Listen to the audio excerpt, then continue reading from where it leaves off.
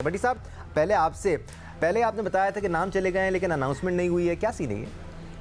देखिए Danish, Pakistan cricket board ने ये बात बिल्कुल सही है कि 15 प्लेयर्स की लिस्ट आईसीसी के हवाले कर दी है, लेकिन 25 मई तक ऑप्शन मौजूद है कि अगर आप चाहें तो उस लिस्ट में रद्दोबदल कर सकते हैं। बट आखिरी दिन तक खींचा ही क्यों जाए भट्टी साहब? पता नहीं, मेरे ख्याल में कल तक जो चांस ले रहे थे वो तो T20 मैच के लिए ले रहे थे। अब वो पूरा मैच वॉश आउट हो गया। अब आज भी प्रैक्टिस सेशन नहीं है। मेरे ख्याल में गैरी कस्टर ने चूँकि 3 दिन पहले टीम को ज्वाइन किया, हो सकता है वो हारिस रऊफ को चेक करना चाहते हों, वो साइम अयूब को चेक करना चाहते हों या उस्मान खान को। लेकिन जो मेरी इत्तलात हैं, जो पहले 18 मेंबर स्क्वाड था, कल हसन अली को रिलीज़ कर दिया, अब 17 मेंबर रह गए। 17 में जो हमें पता चल रहा है कि इरफान खान नियाजी और सलमान अली आगा ये दोनों नहीं है, बाकी 15 खिलाड़ी ट्रैवल करेंगे। ठीक है, रुझान भी कुछ ऐसा ही नज़र आ रहा है क्योंकि इन प्लेयर्स को आपने पिछली सीरीज़ में खिलाया नहीं है, जिनको खिलाया है उन्हीं को आप एक्सपेक्ट कर रहे हैं कि आपकी प्लेइंग 11 का हिस्सा होंगे, या कोई सरप्राइज़ तो एक्सपेक्ट ना करें ना हम? दानिश, जो हसन अली का कल डिसीजन हुआ है उसके बाद मुझे लग रहा है कि कोई 18 में से बाहर से अंदर आ रहा है। और अच्छा, अब ट्रैवल, मतलब आप कह रहे हैं सरप्राइज़ एक्सपेक्ट करें?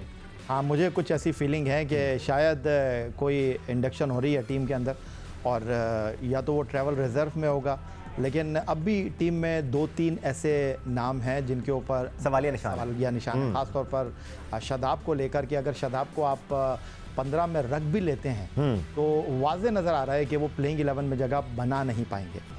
और फिर उसके बाद जो सबसे बड़ा सवाल है कि गैरी कस्टन के आने के बाद टीम में क्या रद्दोबदल होता है, ये एक बड़ा $1 मिलियन क्वेश्चन है। क्योंकि गैरी कस्टन, जिस तरह हम वीडियो देख रहे हैं, फ़खर जमान के साथ बहुत ज़्यादा टाइम स्पेंड कर रहे हैं, साइम अयूब के साथ वो बहुत ज़्यादा टाइम स्पेंड कर रहे हैं क्योंकि वो ख़ुद भी बाएँ हाथ के सलामी बल्लेबाज थे, तो ये दोनों बाएँ हाथ के बैट्समैन हैं।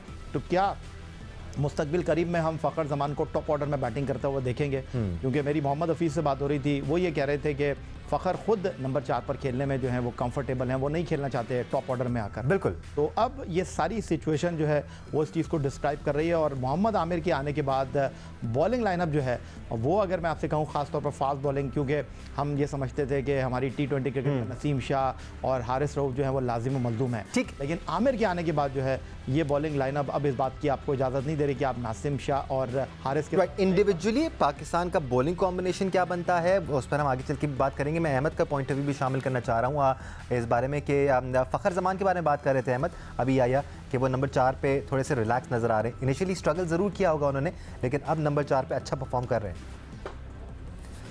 जी, एक आधी इनिंग उन्होंने अच्छी खेली है, लेकिन अगर आप ओवरऑल उनके स्टैट्स उठा के देखेंगे पिछले 2-3 साल में, तो कोई ऐसे खातिर स्टैट्स उनके है नहीं, रहे नहीं है। अगर आप अभी इसी स्टैट्स उनके पिछले आखिरी 30 T20 के निकाल देंगे तो आपको जवाब खुद ही मिल जाएगा। तो अगर आप जिस तरह याया भाई बोल रहे हैं कि जो डायरेक्टर साहब से पहले उन्होंने उनको बोला कि ओपन कर दे, लेकिन वो कंफर्टेबल है 4 पे, तो कोई मसला नहीं है। इससे पहले आपने शादाब की बात की, देखिए कोई बात नहीं, हमें ये तो नजर आ रहा है कि आपने वही करना है जो आप पहले भी करते रहे, आपकी मजबूरियां हैं, आप चाह के भी अब कुछ चीजें नहीं कर पाएंगे। लेकिन बस अभी जिस तरह मेरी वापडा के चेयरमैन से मीटिंग हुई है और हमने अपने अगले 2 सालों की जो हिकमत अमली बनाई है, उस पे यही सीधी सीधी बात हुई है कि सर ये प्लेयर्स मुझे चाहिए, और फिर उसकी मैं 2 साल के बाद जिम्मेदारी लूंगा, और अगर हम डिलीवर ना कर सके तो मैंने जितना मर्जी परफॉर्म किया हो मैं भी बाहर हूँ, बिकॉज वो हिकमत अमली मेरी है।